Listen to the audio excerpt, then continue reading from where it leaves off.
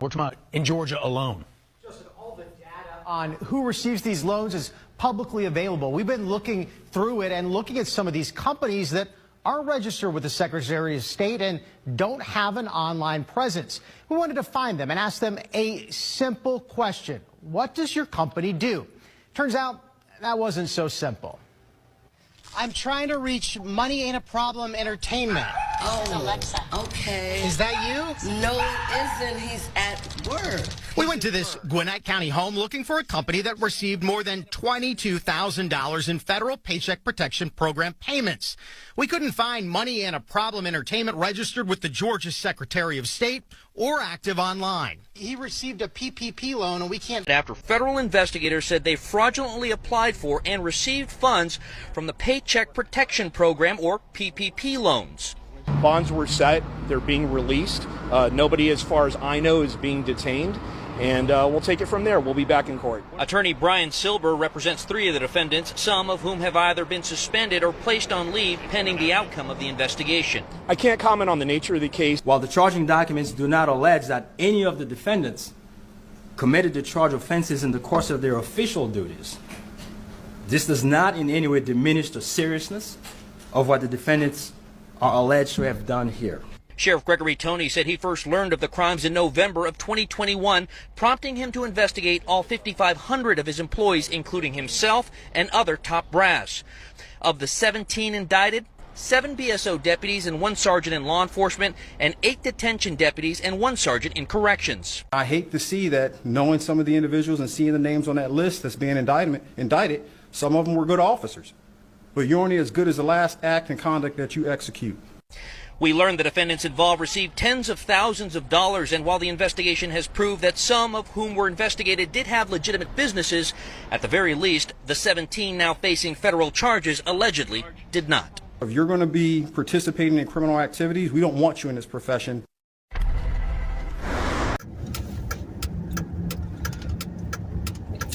There's been a lot of new arrests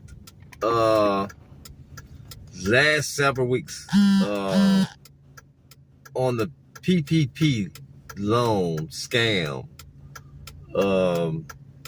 Quite a few people are getting that early morning knock on the door because they chose to not do the right thing. They chose to lie about their current business status. They didn't have a business, so there wasn't a status. But the FBI, the feds are not gonna rest until they get a lot of these bad actors in custody, because it's serious. You know, when you robbing the federal government, you know, the system isn't perfect. The system will never be perfect. But they out there knocking on doors right now. So if you get that strange knock on the door and you look through your little Ring camera and you see all these dark colored vehicles with the windows tinted, and you know you got that PPP loan, and you know you didn't have a business, you lied on your application, you fabricated everything. You fabricated everything except that information on your checking account where you were looking for that direct deposit. You know what I'm saying? But with taxpayer money meant to help thousands of small business owners during the COVID pandemic.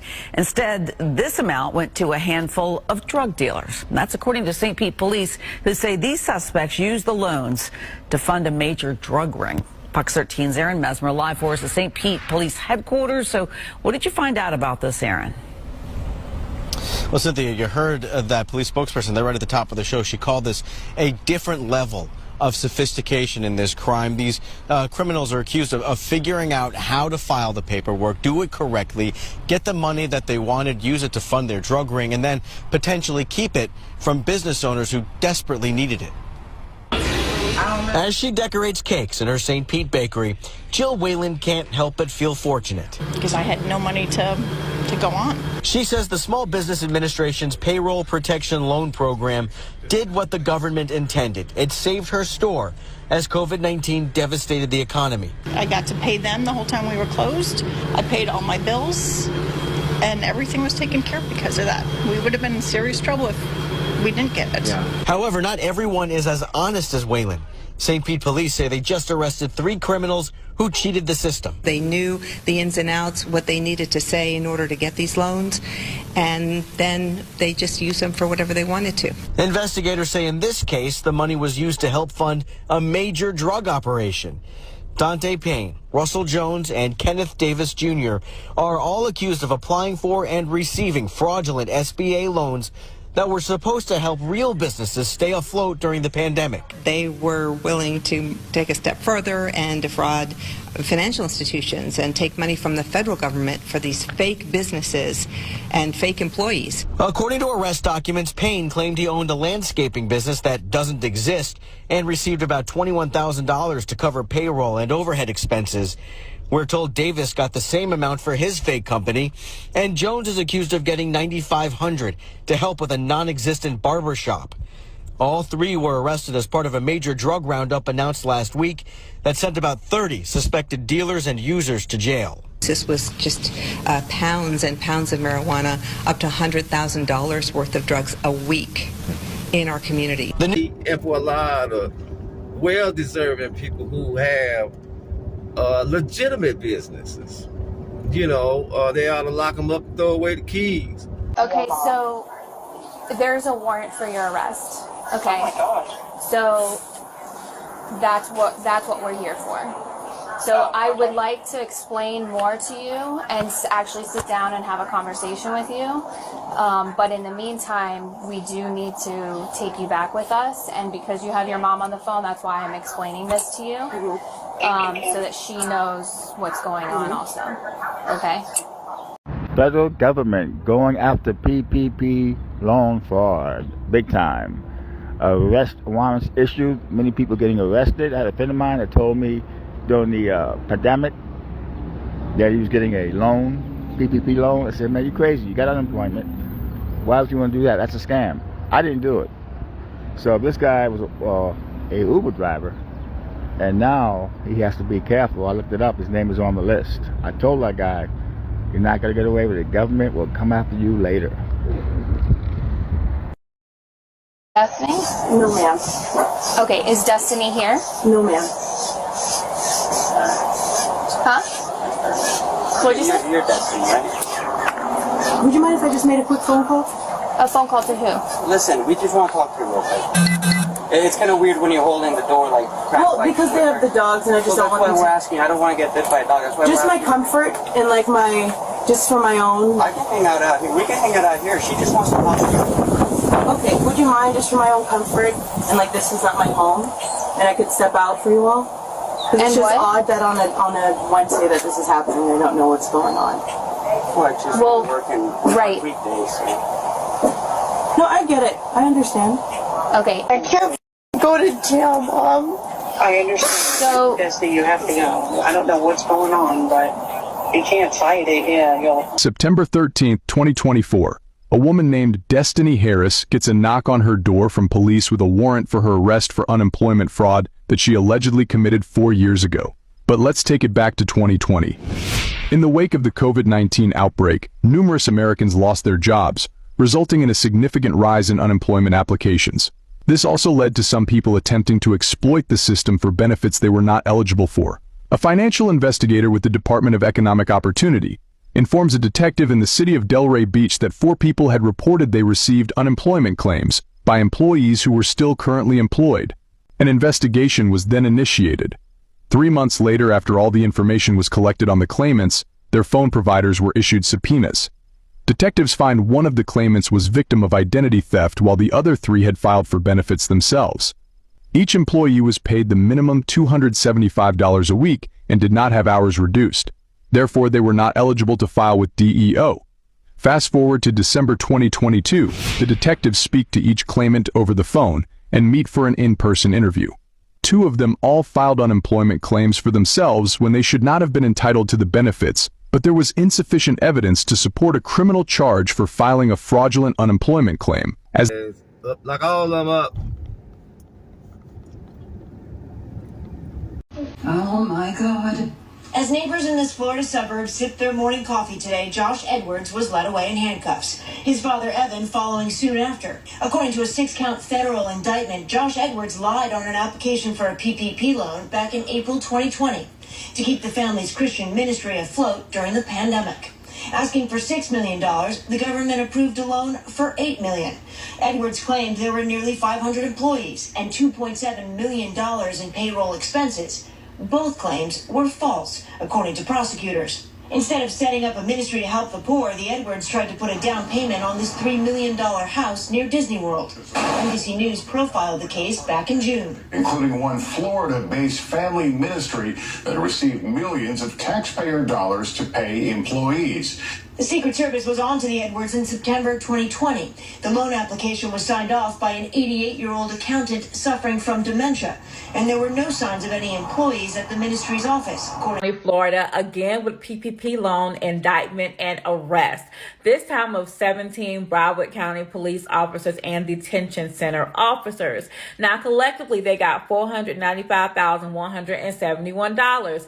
They were first suspended with pay on October the 6th, but less than 6 days later, they said, hell to the no, we ain't paying y'all, because hell. PPP loan. Arrest. Damn, bruh. Gator going to jail, man.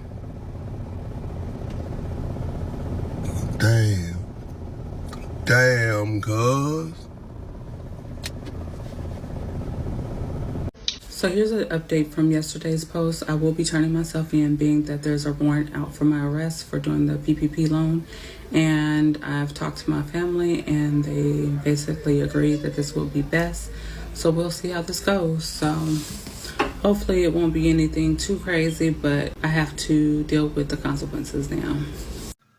Now there's some late developments in the PPP loan scammers arrests. The feds cracked down in 3 states a couple of days ago simultaneously.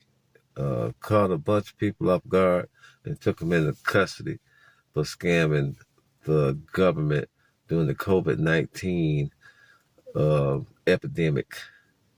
The funds were earmarked for businesses, struggling businesses, but people who didn't have a business, who basically never worked a day in their life, they got a lot of money. Billions and billions of dollars they stole from the feds. Just stay tuned. We'll get more into that.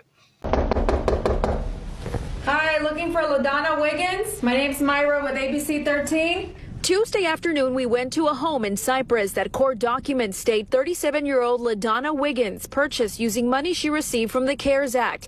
The document says Wiggins received about $3.7 million after submitting 2 PPP loan applications for businesses known as Wiggins and Grams Enterprises, LLC, and Pink Lady Line. The document states she used the funds to make lavish personal purchases, this home allegedly being one of them. Hi, looking for LaDonna Wiggins? She's not here. She's not here? When someone finally came to the door, I asked this woman about the allegations that Wiggins supposedly purchased 2 homes using federal funds meant for business use. This house and apparently a house for her mom. Is that you? No. You're not her mother? No.